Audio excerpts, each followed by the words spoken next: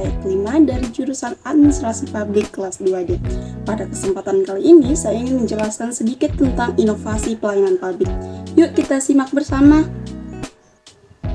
Rendahnya pelayanan publik di Indonesia sudah lama menjadi image buruk di masyarakat.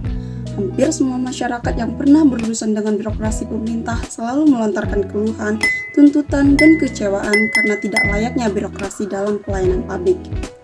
Pelayanan publik pada hakikatnya dirancang dan diselenggarakan untuk memenuhi kebutuhan masyarakat. Tetapi pada kenyataannya pelayanan yang diberikan terlalu berbelit-belit dengan mengatasnamakan sesuai prosedur. Tidak fleksibel, banyak biaya atau pungutan, dan memerlukan waktu yang lama. Bahkan, istilah kalau bisa dipersulit, kenapa harus dipermudah?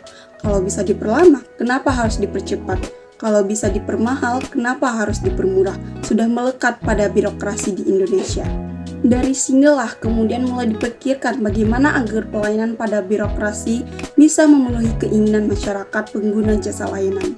Sebagai perwujudan dalam hal ini, perlu dilakukan terobosan baru dalam layanan publik dalam bentuk inovasi-inovasi.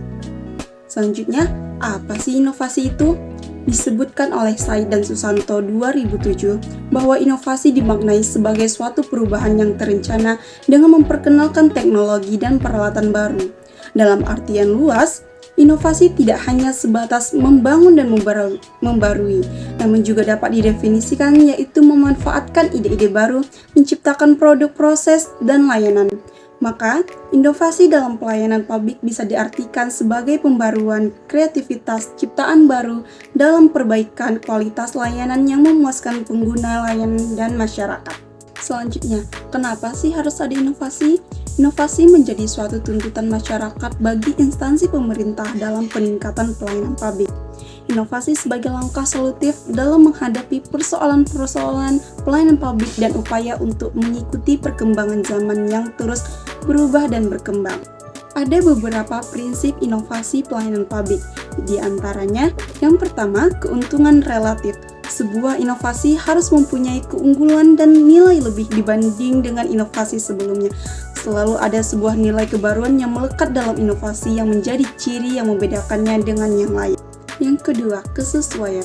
Inovasi juga sebaiknya mempunyai sifat kompatibel atau kesesuaian dengan inovasi yang digantikannya. Hal ini dimaksudkan agar inovasi yang lama tidak serta-merta dibuang begitu saja. Selain karena alasan faktor biaya yang tidak sedikit, namun juga inovasi yang lama menjadi bagian dari proses transisi ke inovasi terbaru. Selain itu juga dapat memudahkan proses adaptasi dan proses pembelajaran terhadap inovasi itu secara lebih tepat. Yang ketiga, kerumitan. Dengan sifatnya yang baru, maka inovasi mempunyai tingkat kerumitan yang boleh jadi lebih tinggi dibandingkan dengan inovasi sebelumnya. Namun demikian, karena sebuah inovasi menawarkan cara yang lebih baru dan lebih baik, maka tingkat kerumitan ini pada umumnya tidak menjadi masalah penting. Keempat, kemungkinan dicoba.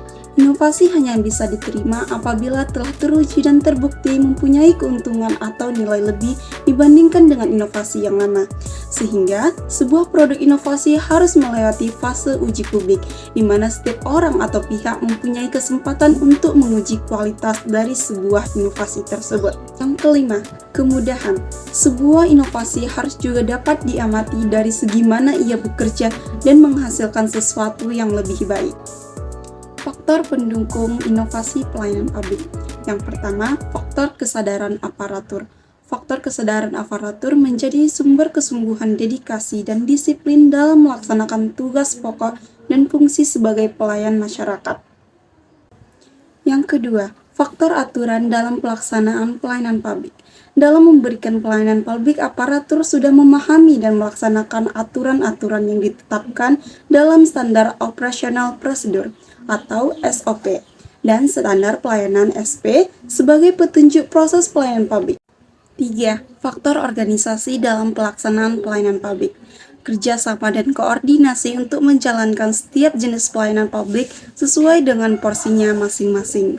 Yang keempat, faktor kemampuan dan keterampilan. Dalam hal ini, aparatur pemerintah memiliki kemampuan dan keterampilan komunikasi dalam memberikan pelayanan. Kelima, faktor sarana dan prasarana.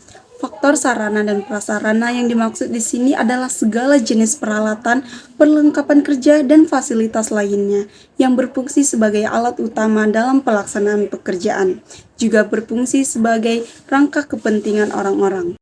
Selanjutnya, ada faktor penghambat. Yang pertama, kurangnya sumber daya. Yang kedua, tingkat literasi digital yang masih rendah. Yang ketiga, resistensi dari aparatur pemerintah.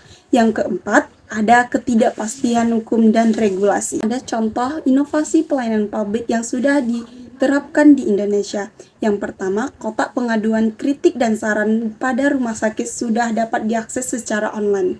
Yang kedua, sistem antrian di bank yang sudah memakai teknologi sehingga tidak perlu antrian manual lagi. Yang ketiga, pendaftaran penerimaan peserta didik baru dapat dilakukan secara online. Oke, baiklah, sekian video dari saya.